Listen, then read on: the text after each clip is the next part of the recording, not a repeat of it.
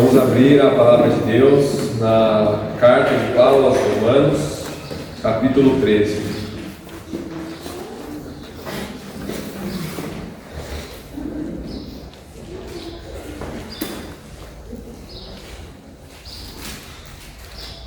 Carta de Paulo aos Romanos, capítulo 13. Diz assim a palavra do Senhor: todo homem esteja sujeito às autoridades superiores, porque não há autoridade que não proceda de Deus, e as autoridades que existem foram por ele instituídas.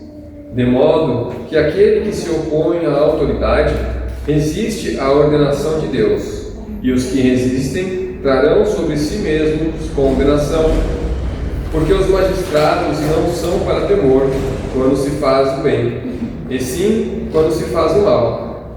Queres tu não temer a autoridade? Faz o bem e terás o louvor dela. Visto que a autoridade é ministro de Deus para teu bem. Entretanto, se fizeres o mal, teme, porque não é sem motivo que ela traz a espada, pois é ministro de Deus, vingador para castigar o que pratica o mal. É necessário que lhe estejais sujeitos, não somente por causa do temor da punição, mas também por dever de consciência. Por esse motivo também pagais tributos, porque são ministros de Deus, atendendo constantemente a esse serviço. Pagai a todos o que lhes é devido: a quem tributo, tributo; a quem imposto, imposto; a quem respeito, respeito; a quem honra, honra. A ninguém fiqueis devendo coisa alguma, exceto o amor com que vos ameis uns aos outros. Pois quem ama o próximo tem cumprido a lei. Pois isto: não adulterarás, não matarás, não furtarás, não cobiçarás. E se há qualquer outro mandamento, tudo nesta palavra se resume: amarás ao teu próximo como a ti mesmo. O amor não pratica o mal contra o próximo, de sorte que o cumprimento da lei é o amor. E digo isto a vós, outros, que conheceis o tempo. Já é hora de vos despertardes do sono, porque a vossa salvação está agora mais perto do que quando no princípio cremos. Vai alta noite, e vem chegando o dia. Deixemos, pois, as obras das trevas, e revistamo-nos das armas da luz.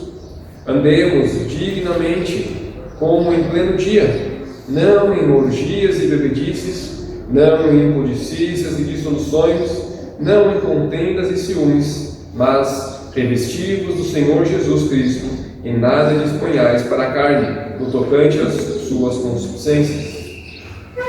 Vamos abrir agora na carta de Pedro, na primeira carta de Pedro.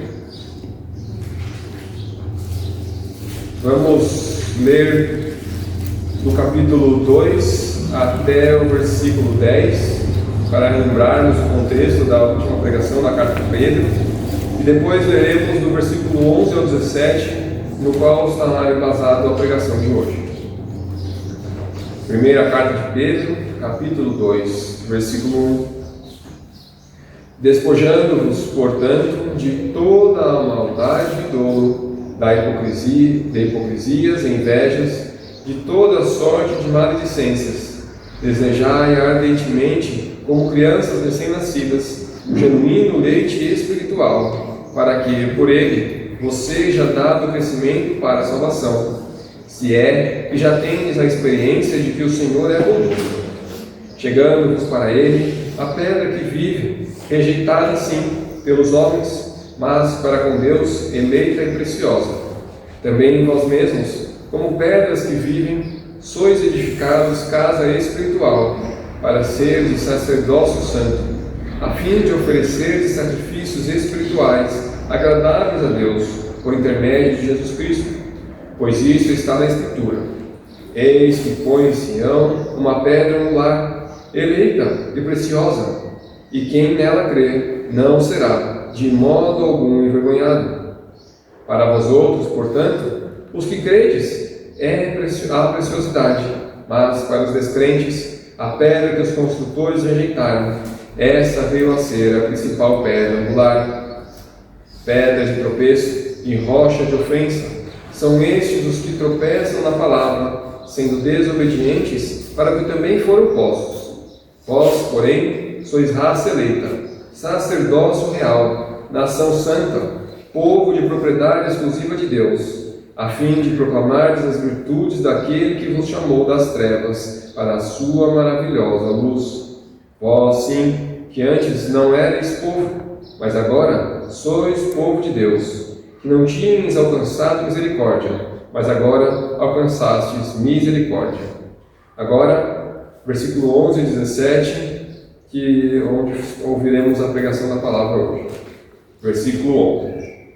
Amados, exorto-vos, como peregrinos e forasteiros que sois, a vos absterdes das paixões carnais que fazem guerra contra a alma, mantendo exemplar o vosso procedimento no meio dos gentios, para que, naquilo que falam contra vós outros como malfeitores, observando-vos em vossas boas obras, glorifiquem a Deus no dia da visitação. Sujeitai-vos a toda instituição humana por causa do Senhor, quer seja o rei como soberano, quer as autoridades como enviadas por ele, tanto para o castigo dos malfeitores, como para o louvor dos que praticam o bem. Porque assim é a vontade de Deus, que, pela prática do bem, façais emudecer a ignorância dos insensatos, como livres que sois, não usando, todavia, a liberdade por pretexto da malícia, mas, vivendo como servos de Deus, tratai todos com honra, amai os irmãos, temei a Deus, honrai ao Rei. Vamos buscar o nosso Senhor em oração.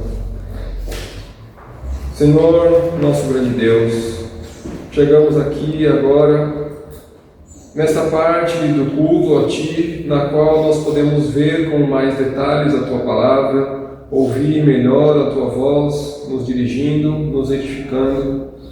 E damos graças a Ti, Senhor, por termos a Tua palavra. Damos graças a Ti porque o Senhor tem falado conosco.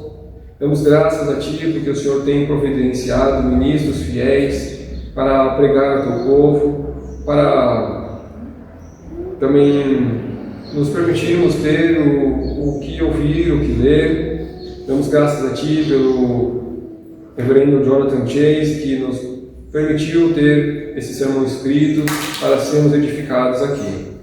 Senhor Deus, dá que todos os corações ouçam a Tua bendita voz, como o Senhor cuidando deles, como o pastor fiel que o Senhor é. Permita que nenhuma das minhas fraquezas atrapalhe os Teus filhos de ouvir a Tua voz e serem edificados, e dá que todos estejam concentrados, prestando atenção e absorvendo aquilo que o Senhor tem a nos ensinar.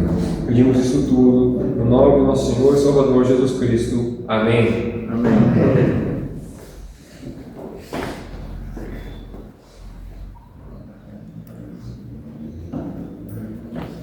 Então, meus irmãos, o sermão que será lido hoje será mais uma vez o sermão escrito pelo pastor Jonathan Chase, na série de pregações na primeira carta de Pedro.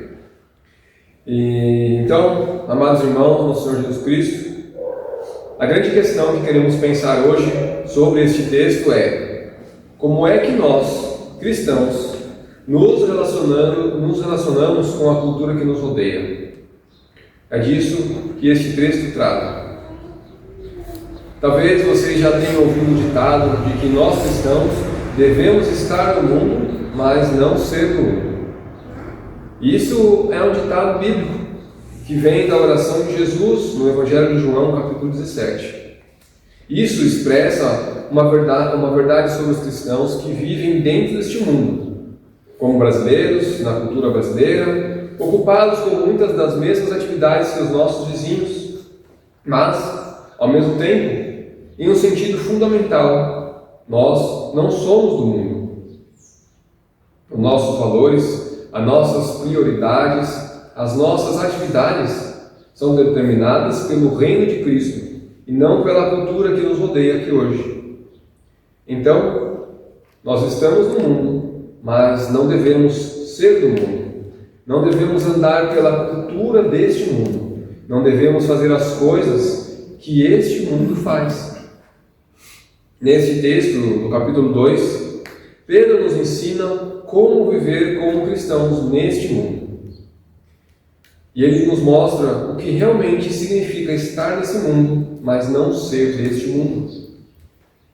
E certamente, o que o Espírito Santo ensinou às igrejas naquela época, por meio do apóstolo Pedro, também é muito revelante para nós hoje, mesmo no contexto que estamos aqui em Araraquara.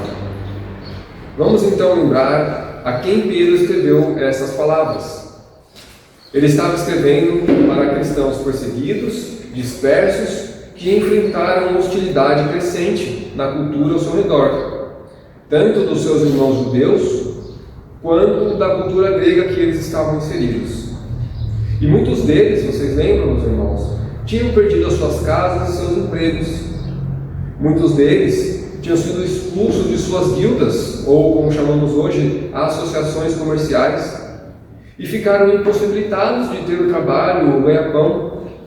Muitos deles tinham sofrido violência contra si próprio e tinham membros em suas famílias que também tinham sofrido violências físicas. Alguns deles já tinham passado tempo na prisão ou também tinham parentes que já tinham sido presos. E a hostilidade nesse tempo só aumentava. E veja, o cristianismo nessa época ainda não era ilegal, mas já era visto com grande suspeita. E em poucos anos, realmente, ele se tornou ilegal.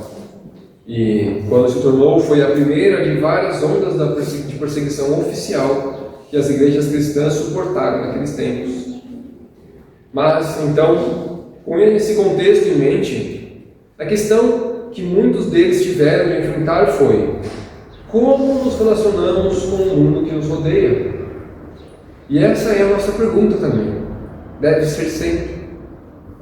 E para responder essa pergunta, nós vamos pensar em 3 pontos simples ao longo dessa pregação.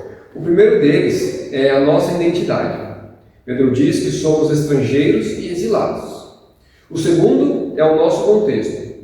Os cristãos sempre serão, até certo ponto, rejeitados e até odiados pela cultura ao nosso redor. E o terceiro ponto para pensarmos é o nosso chamado. Como somos chamados a viver nesse tipo de contexto? Então, a primeira e principal questão que precisamos definir é a nossa identidade. Foi aqui que paramos no sermão anterior. Nós vimos que os cristãos que são inseguros sobre a identidade de Cristo e, portanto, inseguros sobre a sua própria identidade como cristãos, eles não sobreviverão a perseguições, eles não resistirão a tentações e muito menos vão saber como responder com graça, paciência e sabedoria às perseguições desse mundo. A grande ideia que vimos no sermão anterior foi que, assim como Jesus foi a pedra rejeitada pelos construtores, mas escolhida e preciosa para Deus, assim nós também somos rejeitados pelo mundo. Mas isso não deve nos abalar, pois somos, com Cristo, eleitos e preciosos aos olhos de Deus. Aqueles que rejeitaram Cristo foram de fato postos para isso. Assim, eles cumpriram as Escrituras.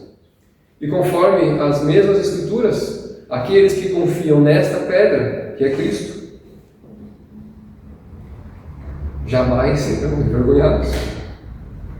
Então, Pedro concluiu no versículo 9 e 10, pegando a promessa de Deus que foi pronunciada sobre os israelitas diante do Monte Sinai e aplicando aos cristãos. Vocês se lembram? Pedro disse assim: vós, porém, sois raça eleita, sacerdócio real, nação santa, povo de propriedade exclusiva de Deus, a fim de proclamardes as virtudes daquele que vos chamou das trevas para a sua maravilhosa luz. Vós, sim, que antes não eres povo, mas agora sois povo de Deus, que não tinhas alcançado misericórdia, mas agora alcançaste misericórdia. Sim, isso é para nós. Então, irmãos, é isso que nós precisamos saber, em primeiro lugar, para lidar com a questão de como viver neste mundo. Precisamos saber quem nós somos, e para isso precisamos ter confiança e clareza em quem Cristo é. Em Cristo, nós somos uma raça eleita, um sacerdócio real, uma nação santa e um povo de propriedade exclusiva de Deus. Nós não somos um pouquinho deste mundo, nós somos inteiro, de corpo e alma, o nosso Senhor Jesus Cristo. E a consequência disso é que, inevitavelmente, nós seremos peregrinos e exilados neste mundo. Se recebemos a maravilhosa graça de termos sido escolhidos por Deus desde a eternidade para crer em Jesus e sermos feitos herdeiros da vida eterna, como vimos no capítulo 1, e se fomos redimidos pelo sangue de Cristo de uma vida fútil herdada pelos nossos pais, que também vimos no capítulo 1, se temos o privilégio de estarmos unidos a Cristo, a pedra que foi rejeitada pelos construtores, isso significa que necessariamente haverá uma grande diferença entre nós e os outros do mundo que estão ao nosso redor. Pertencer a Cristo, rejeitados pelo mundo, nos torna então peregrinos e exilados aqui neste mundo, mesmo em nosso próprio país. Somos estrangeiros para os nossos próprios compatriotas e às vezes somos estrangeiros por causa de Cristo dentro de nossas próprias famílias, quando temos parentes que ainda não foram alcançados. Também, alguns de nós que não nasceram no povo do Senhor podem experimentar esta outra realidade. A realidade de ter amigos antigos com os quais você saía e se divertia. Agora, olhando para eles, parecem totalmente estranhos para você. E também eles olham para você e falam: como ele é estranho agora, o que aconteceu com ele? Então, você olha e vê que as brincadeiras que eles acham engraçadas e divertidas não tem graça nenhuma mais. As coisas que antes você gostou de fazer com eles, você não deseja mais fazer. E as coisas que você deseja são totalmente incompreensíveis para eles. Agora, você é um herdeiro da graça de Deus, redimido pelo sangue de Jesus Cristo, e olhando para uma eternidade com Deus. E esse é o tesouro mais doce e precioso da sua vida. Agora, o que você deseja é crescer nesta graça, atingir a maturidade cristã. Você deseja a sabedoria, e olhando para esses antigos amigos, você sente compaixão por eles. De repente, você se tornou um estranho e um exilado no seu próprio país. De repente, você tem uma noção do perigo que o pecado representa para a sua alma, e você não quer mais brincar com o pecado. E aí, as pessoas olham para você como alguém que enlouqueceu. As coisas que eles celebram e se orgulham, muitas vezes você sabe que são fúteis ou até condenáveis. Então, mais uma vez, meus irmãos, nós percebemos, somos estranhos, peregrinos e exilados nesse mundo. E finalmente, nos encontramos rejeitados pela cultura que nos rodeia. Em uma cultura anticristã, os cristãos são vistos como suspeitos e são marginalizados. Alguns nos consideram como perigosos e maus. Observe que Pedro, no versículo 12, fala. Ele não fala quando eles falarem contra vocês como malfeitores. Não, ele fala. Ele fala quando, ele não fala se, né? Ele fala quando. Ou seja, isso vai acontecer. Agora, nos dias de Pedro, isso ainda era antes do cristianismo ser proibido e antes da primeira onda oficial de perseguição dos cristãos. os cristãos já eram considerados pessoas perigosas. E muitas vezes é assim que acontece, meus irmãos. Algumas pessoas são consideradas perigosas e daqui a pouco elas se tornam proibidas. Ainda temos algumas cópias de alguns dos escritos dos historiadores romanos daquela época. Existia um historiador chamado Tácito, que escreveu por volta de 100 anos depois de Cristo, e descreveu a atitude dos romanos contra os cristãos. Ele diz que eles foram detestados por seus vícios. Os cristãos, vícios.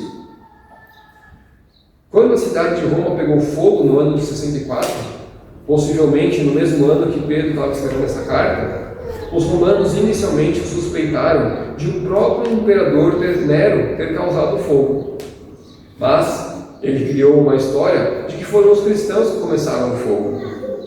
E veja, não existia nenhuma evidência que tinham sido os cristãos. Mas Tácito diz que a acusação foi prontamente aceita por todo o povo. Por quê? Porque os cristãos já eram odiados pelas suas abominações e por suas perigosas superstições. Então, essa história causou a primeira onda de perseguição contra a igreja. Outro historiador romano, chamado Suetônio, diz que ele mesmo aprovou a perseguição contra os cristãos, mesmo que ele mesmo não tinha certeza, não tinha provas que eles fossem responsáveis pelo incêndio. Ele diz que os cristãos, no final das contas, foram perseguidos não tanto por causa do incêndio, mas por causa do seu ódio da raça humana. Ele descreve os cristãos como uma seita que aderiu a uma superstição nova e mal intencionada. Como pode? Como pode olhar para os cristãos dessa forma? Se nós não temos a palavra de Deus, é isso que o ser humano vai ver. E nós vemos essas mesmas acusações hoje contra o povo de Deus. Por exemplo, quando os cristãos reprovam os pecados da cultura, para a cultura ao redor, já é a prova que os cristãos odeiam as pessoas. E os cristãos daquela época foram acusados de todo tipo de coisas. As práticas cristãs, como a Santa Ceia, foram interpretadas da pior maneira possível. Os irmãos, eles foram acusados de serem canibais, porque eles comiam a carne e bebiam o sangue de Cristo. Eles também foram acusados de incesto, porque um irmão se casava com outro irmão, o irmão de Cristo. Eles não podiam entender. Enfim, o pensamento daquela cultura é que os cristãos eram um povo perverso e não deveriam ser tolerados dentro do Império Romano. Eles eram vistos como uma ameaça à civilização. E podemos ver o mesmo no dia de hoje. Claro, se você anda com a cultura desse mundo, se você aceita os ídolos, se você aceita os padrões desse mundo, está tudo bem para você. Você não terá problema nenhum nesse mundo. Mas os cristãos que se apegam à palavra de Deus, que estão comprometidos com a verdade do Evangelho, esses são considerados perigosos. Se ensinarmos uma visão bíblica sobre o casamento, por exemplo, uma visão bíblica sobre o papel do homem, o papel da mulher, ou uma visão bíblica sobre a justiça, nós seremos considerados retrógrados, seremos considerados preconceituosos, seremos considerados perigosos. Há alguns anos, uma revista da Inglaterra publicou um artigo de um neurocientista que argumentava que o fundamentalismo religioso deveria ser tratado como um transtorno mental. E talvez a situação na Europa e nos países da América do Norte pode ser mais grave do que aqui hoje. Mas, até aqui, nós estamos percebendo esta atitude crescente em nossa cultura. Os cristãos que acreditam na Bíblia são em grande parte considerados não apenas como retrógrados, mas como maus.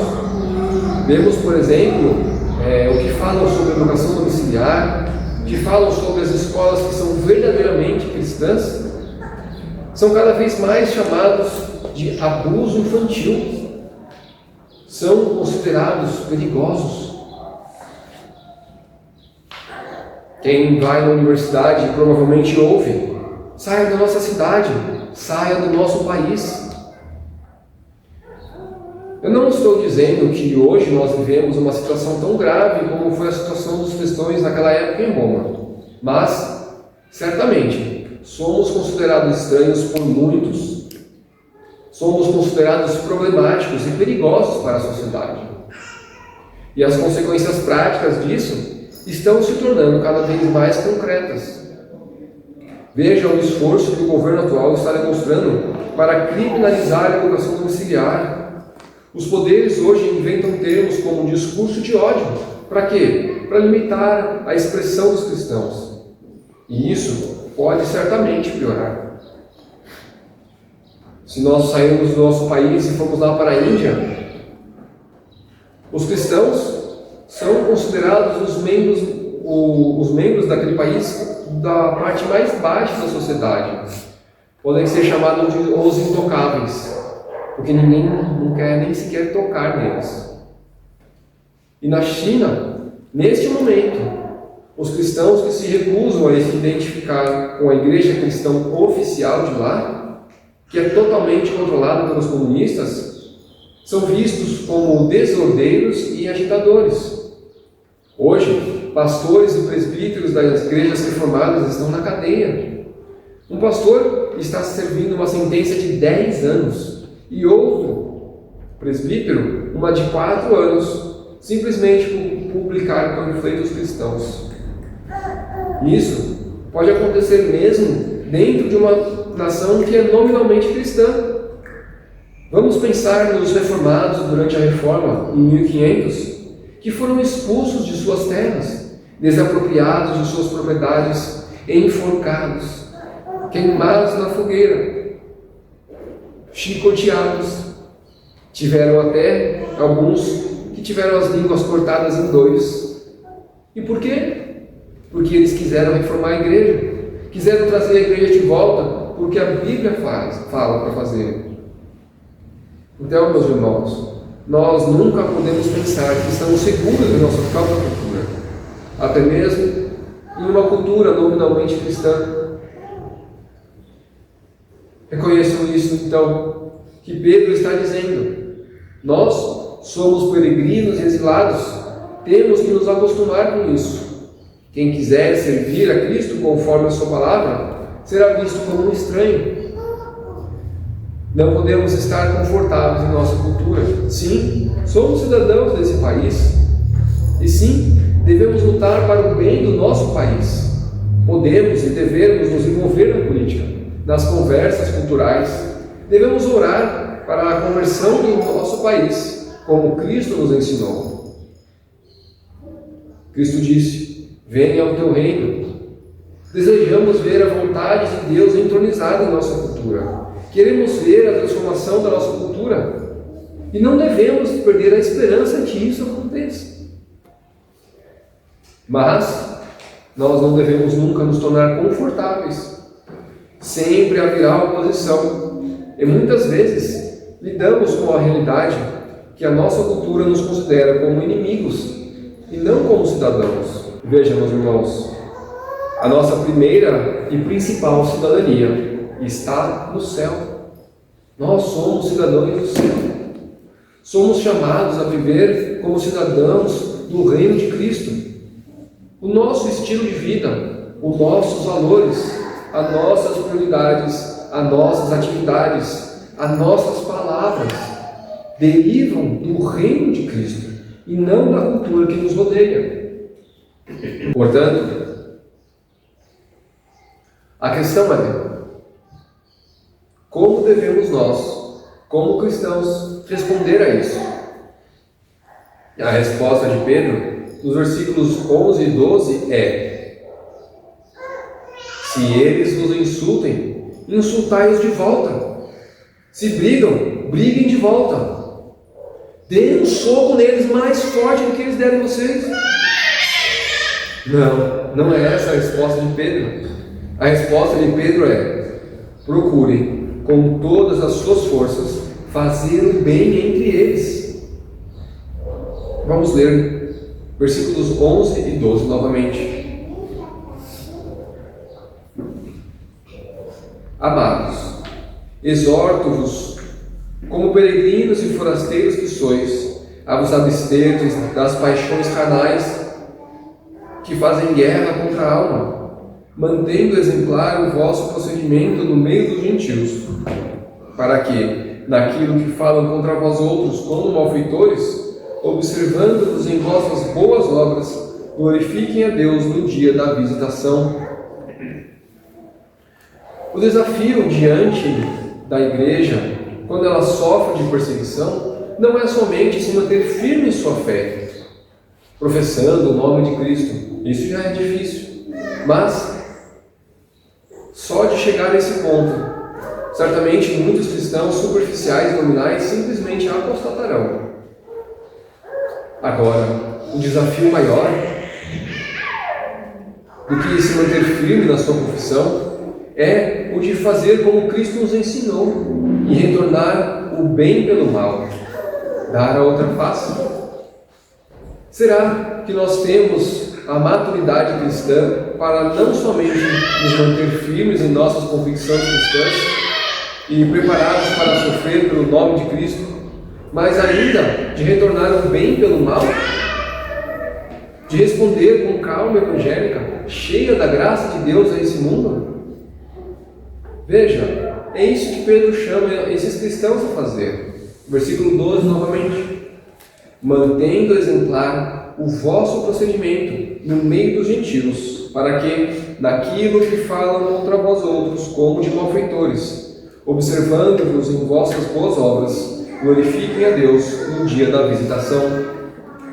A palavra boa, aí nesta frase boas obras, é uma palavra grega que também pode ser traduzido como bela ou admirável. É a mesma palavra que Tiago usa em Tiago 3,13.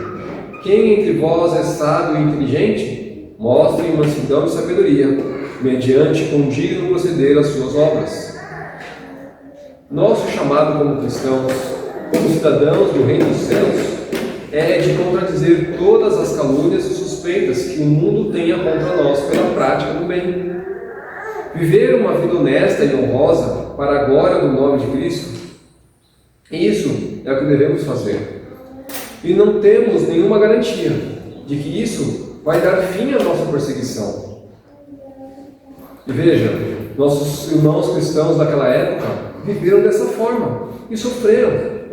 Sofreram por 300 anos. 300 anos respondendo o mal com o bem. Mas, a cada geração, também a igreja cresceu. E por que cresceu? Cresceu porque eles persistiram na prática do bem.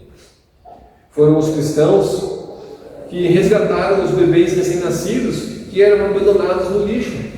Essa era a forma de aborto naquela época que era aceita. Foram os cristãos que visitaram os enfermos e solitários nos hospitais. Foram os homens cristãos que amavam suas esposas, davam a vida por elas e cuidavam de seus filhos. Foram os cristãos, as mulheres cristãs, que foram modestas e sábias e edificavam suas casas. E por 300 anos, eles ainda sofreram perseguição, mesmo vivendo dessa forma boa, que a palavra nos direciona para viver. Mas enfim, a sua boa luta fez o quê? Fez que grande parte do império se tornasse cristão, até que, finalmente, o próprio imperador se converteu. O crescimento da igreja nos primeiros séculos se deve, em grande parte, pelo fruto do Espírito de Cristo na vida dos cristãos. Mas, mesmo se não tenhamos a alegria de ver essa conversão de nossa sociedade na nossa própria geração, Pedro diz, então, que pelo menos glorifiquem a Deus no dia da visitação. No dia que eles estarão diante do trono de Cristo, terão que confessar que as suas acusações contra nós não eram justas. Então, este é o nosso chamado. Não somente preservar a nossa fé e confissão, mas superar o mal pelo bem. A levar uma vida honrosa, uma vida bela. Isso começa na luta contra o pecado em nossa própria vida. Então, nós queremos mudar esse mundo e nós podemos cair na tentação de sair por aí e querer corrigir a todo mundo. Mas vejam o que Pedro fala aqui, versículo 11. Amados, exorto-vos, como peregrinos e forasteiros que sois, a vos absterdes das paixões carnais que fazem guerra contra a alma. Irmãos, a primeira batalha para redimir e dominar esse mundo é a batalha dentro de nós. Tudo deve começar em nós, na nossa família, na nossa congregação, e depois isso vai aumentar. Nada arruína mais o nosso testemunho cristão do que dar maior munição àqueles que nos caluniam, do que nós mesmos tolerarmos pecados em nossa vida, em nossa família, em nossa congregação. Nada mais vai nos atrapalhar do que quando nós cedemos às paixões da carne. E quando a Escritura fala dos desejos da carne, isso não se refere somente ao corpo físico. Não é o corpo em si que seja pecaminoso ou inferior. A Bíblia diz que os nossos corpos devem ser templos do Espírito Santo, devem ser valorizados e respeitados, honrados e santificados. E é também através dos nossos corpos que servimos a Deus e servimos uns aos outros em amor. Ao mesmo tempo, o que as Escrituras ensinam é que o nosso corpo foi corrompido pela queda do pecado, tanto quanto a nossa alma ou a nossa mente. Então, nossos desejos e instintos também foram corrompidos. E quando as Escrituras falam dos desejos da carne, devemos reconhecer que isso se estende muito além do que poderíamos considerar desejos corporais. Se você vai aos textos bíblicos que tratam sobre as obras da carne, você vai encontrar entre elas idolatria, feitiçaria, inimizade, contenda, ciúme, raiva, rivalidade, dissensões, divisões, inveja e entre muitas outras coisas. Quando a nossa natureza caiu no pecado em Adão, toda a nossa natureza foi corrompida, corpo, alma, mente, e mesmo como cristãos, ainda sentimos os efeitos disso. Mas Pedro exorta-nos a lutar contra esses pecados, porque eles estão em uma guerra contra as nossas próprias almas. Mesmo convertidos a Cristo, nós sentimos efeitos do pecado. O pecado está sempre ali na porta batendo, querendo nos dominar. Então, quando nós não vigiamos, cedemos a esses instintos pecaminosos.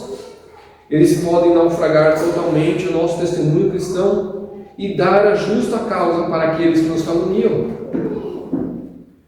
No Antigo Testamento, o profeta Isaías disse ao povo de Israel em sua época: o nome de Deus é blasfemado entre os gentios por causa de vocês. Se o mundo nos acusar de sermos malfeitores e lançar todo tipo de calúnia contra nós, que realmente seja calúnia, então podemos nos consolar pelo fato de que assim também eles rejeitaram a Cristo.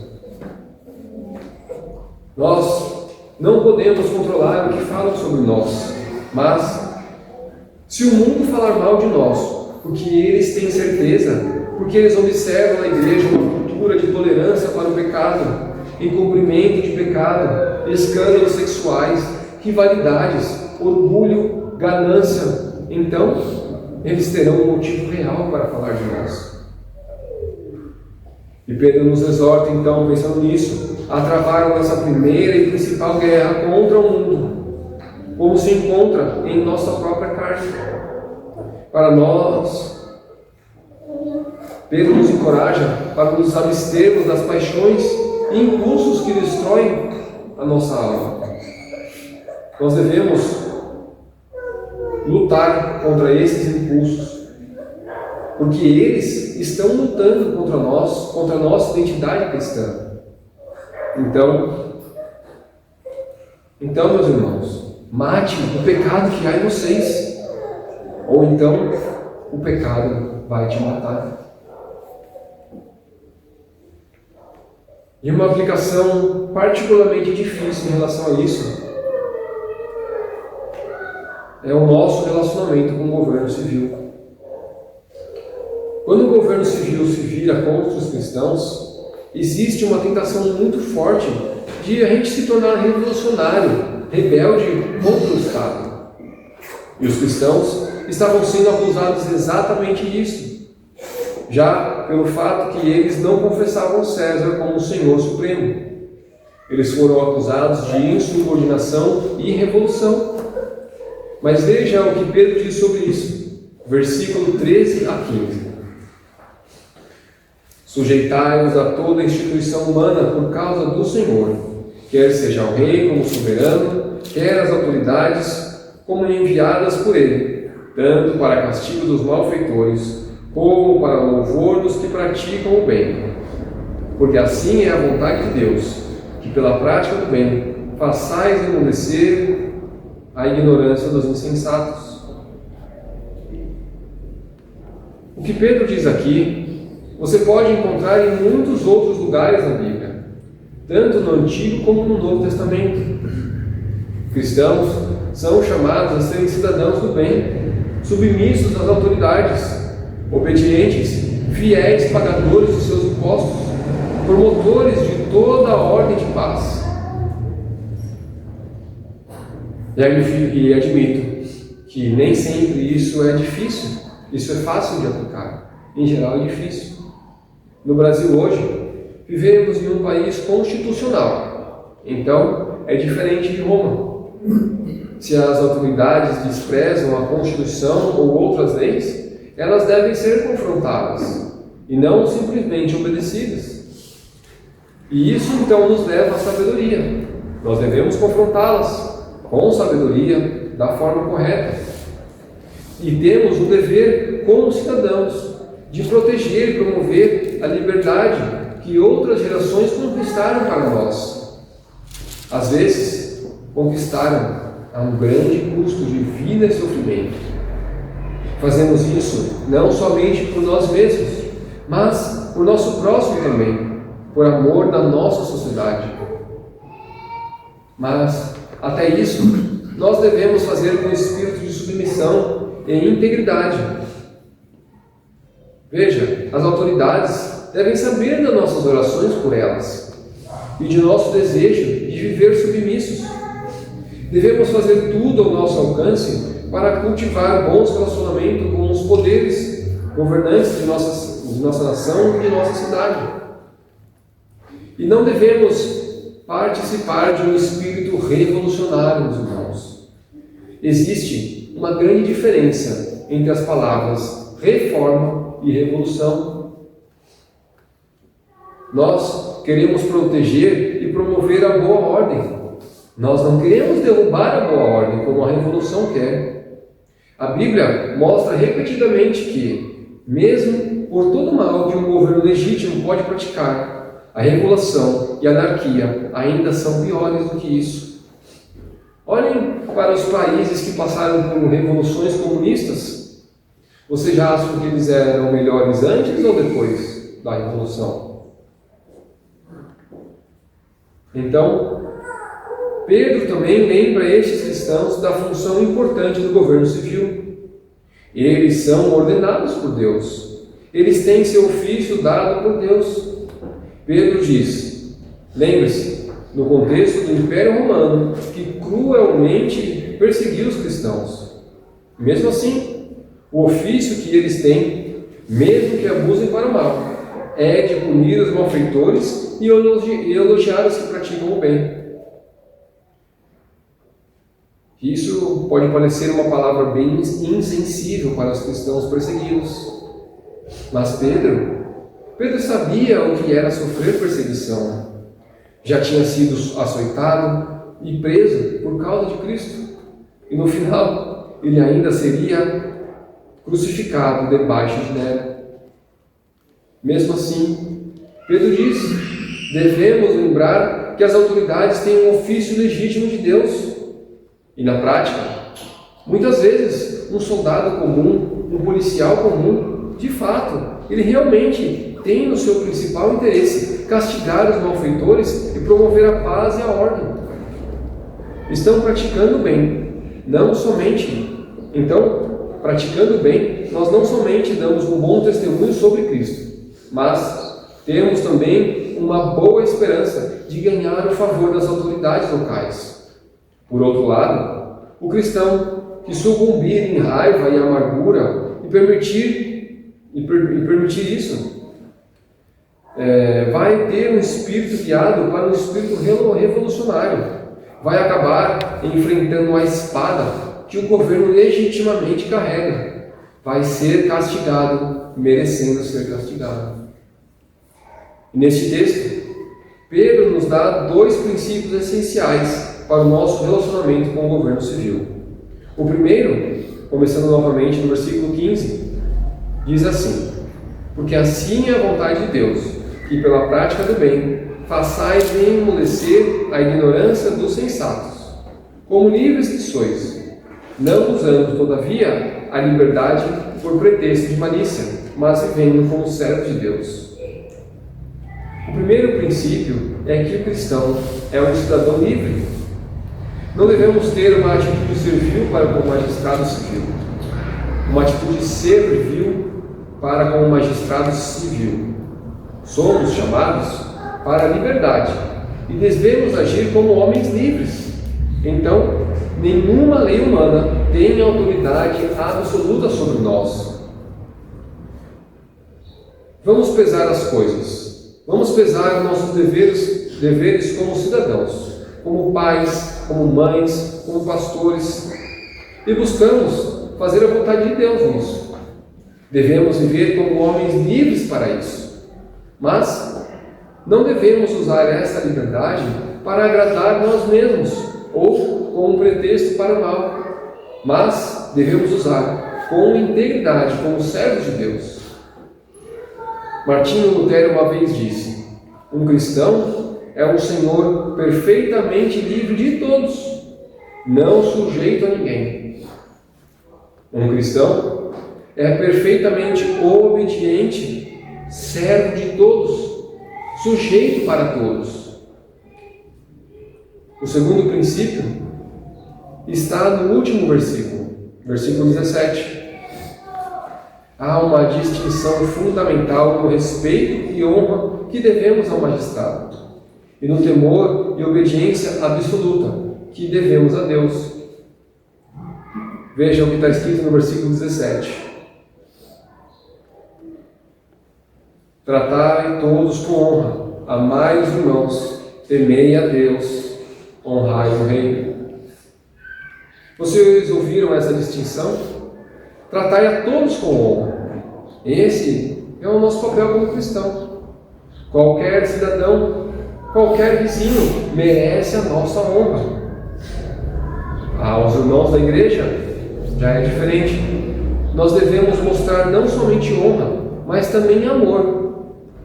Não que isso significa que nós não vamos amar quem está fora da igreja, mas de um modo geral, sim, Cristo nos ensina a amar nossos irmãos de uma forma diferente. Existe um amor especial que o cristão tem para com seus irmãos em Cristo. Estes são os nossos irmãos, que viverão conosco na eternidade. Nós viveremos juntos para sempre na eternidade. São também os nossos irmãos que estão engajados na mesma luta que nós, servindo ao mesmo Senhor, sofrendo as mesmas perseguições.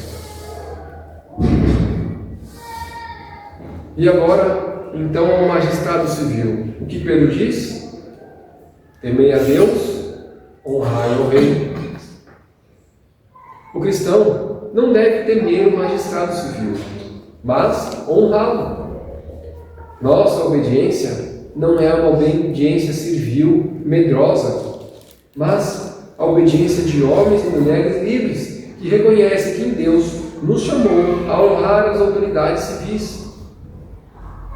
Cristo disse em outro lugar que nós devemos dar a César o que é de César e a Deus o que é de Deus. As moedas daquele dia, ainda como as moedas de hoje, tinham a imagem de César impressa nelas. Foi César que as produziu e nós a usamos, aproveitando a paz e a ordem que o governo civil assim fornece. Então, devemos a ele a nossa honra. Devemos a ele os nossos impostos, já que tem a imagem dele impressa nelas. Mas a nossa própria pessoa carrega a imagem de Deus. Nós não somos de César, nós não somos do Estado. Não somos. Nós não devemos dar a César ao Estado ou ao Estado a lealdade absoluta que pertence somente a Deus. Nós temos em nós a imagem de Cristo. Nós não somos servos de César. Nós somos servos de Jesus Cristo. Nós somos filhos de Deus. Temei a Deus, honrai ao Rei. Então, o nosso chamado cristão. Somos unidos com Cristo, a pedra que foi rejeitada pelos construtores. Consequentemente, somos peregrinos e exilados, desprezados e rejeitados pelo mundo ao nosso redor.